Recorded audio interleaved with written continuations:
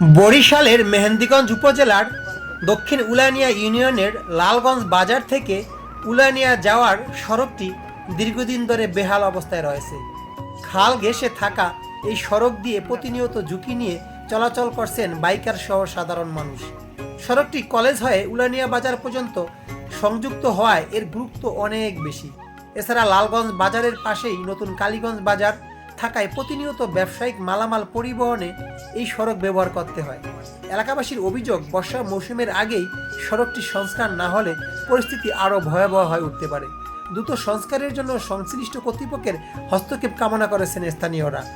অনেকেই হয়তো জানেন যে পাশেই রয়েছে উলানিয়া কলেজ।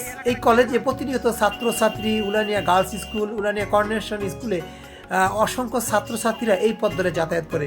বর্ষা মৌসুমে তাদের প্রচুর কষ্ট পোহাতে হয়।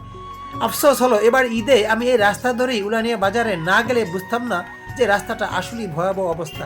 তাই কর্তৃপক্ষের প্রতি আমার দৃষ্টি আকর্ষণ থাকবে দ্রুত যাতে এই রাস্তাটি মেরামত করা হয়। অনেকেই প্রতিমন্ত্রী রাজীব আহসানের হস্তক্ষেপ কামনা করেছেন। দর্শক, ভিডিওটি যাতে সবার নজরে পড়ে এজন্য দয়া করে ভিডিওটি শেয়ার করে দিবেন। আর মেহেন্দিগঞ্জের এরকম ভিডিও পেতে আমাদের পেজটি অবশ্যই ফলো দিয়ে রাখবেন। আল্লাহ হাফেজ।